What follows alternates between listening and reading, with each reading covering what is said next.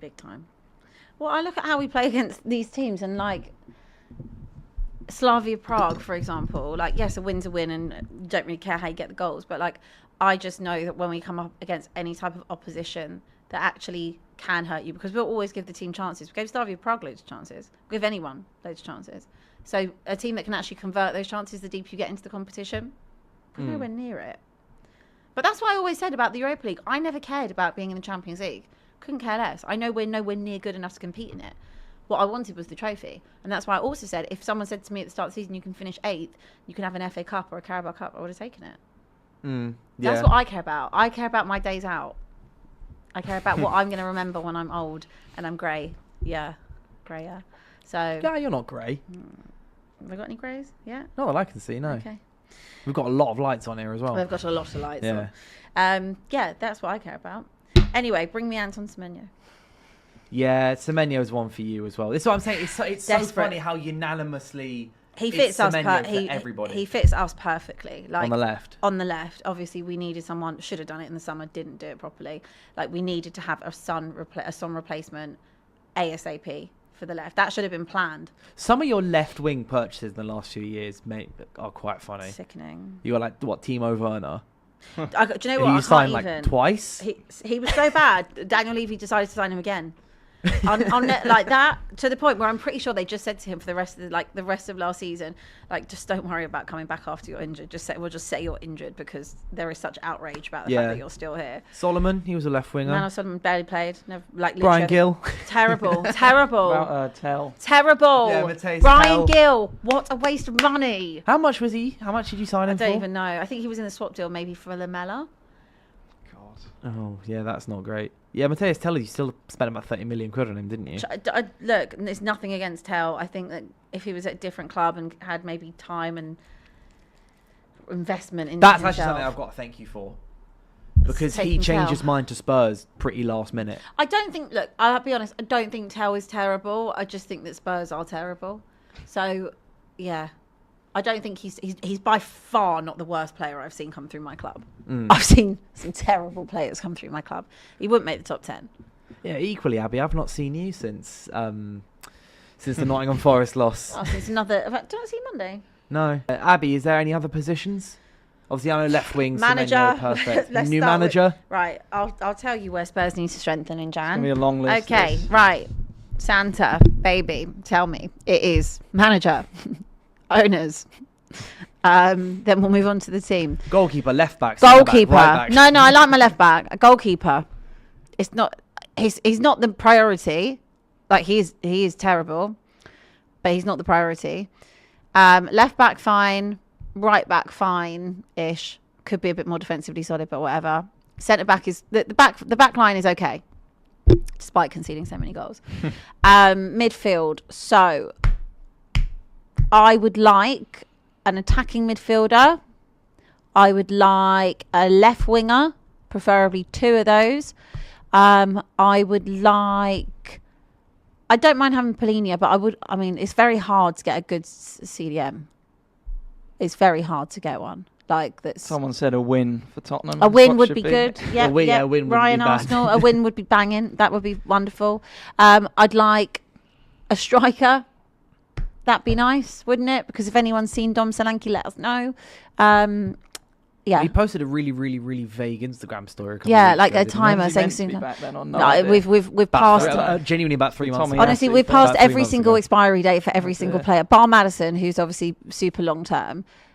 We've passed every single expiry date for every player that was meant to come back with no news. So basically, we need CDM, CAM, left wing. I mean, right wing's all right. I could do with someone else in I'd like another 10 maybe as well.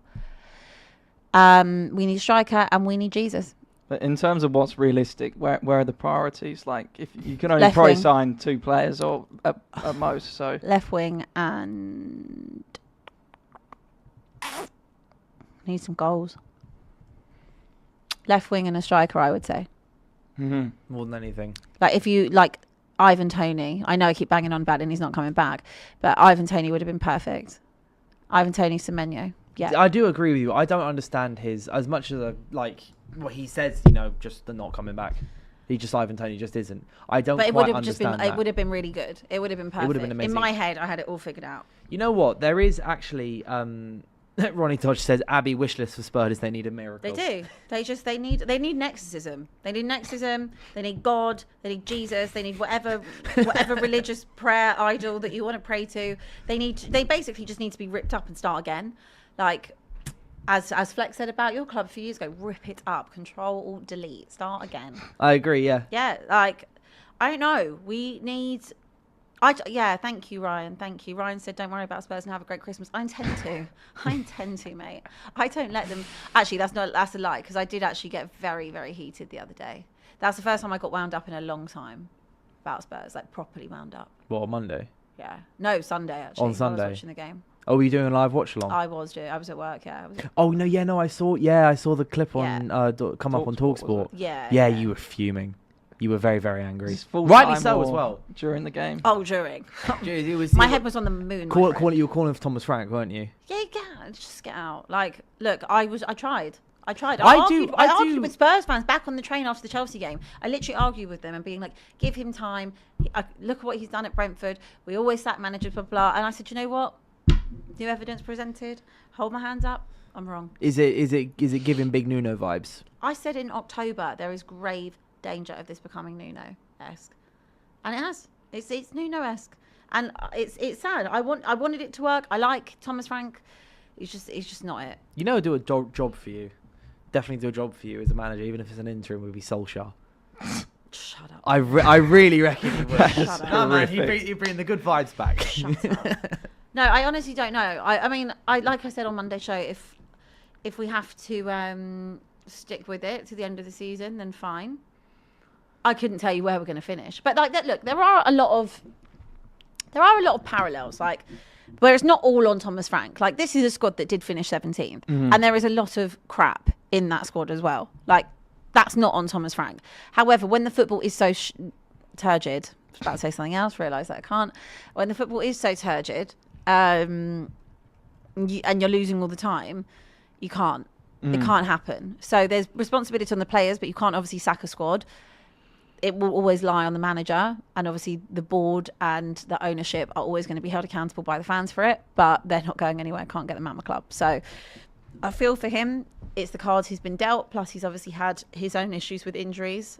You know, when you're missing your front three, that's really not ideal, and they are. There is the same way we talk about Chelsea and say that when they're playing their first 11, obviously you see the drop off when you go into the rest of their squad. With Spurs, the rest of our squad is just tin pot. So when you take out those first three players that would start Solanke, Maddison, Kulusevski, you massively see a difference. And effectively for both seasons, we've missed them for majority of last season and this season. So I feel for Thomas Frank in certain aspects, but the football just want my watching. Do you think it's a case of he's just limited as a manager, or he's just maybe doesn't have the tools that he needs? Because at Brentford, he had some fantastic firepower. It's a bit Potter-esque. It is. Yeah, but the firepower he had at Brentford, he's also developed those. Some of those, you know, and even players that went on to other clubs, like a Watkins or a Benrahma, like Tony, like Mbeumo, Wissa, like he's had other players that he's managed to develop and good. I just think that the expectation, Robbie was right on Monday, like the expectation at Tottenham is going to be a lot different to the expectation at Brentford. If Brentford go on a poor run and they're 15th in the table, no one's going to bat an eyelid. Yeah. But with Spurs being 17th last year, and then again, like we're really doing this again with arguably probably some players that are better than we had last year. You've added Pelini, you've added Kudus. Yeah, but Kulusevski and Maddison. Of course, but we had the same last year.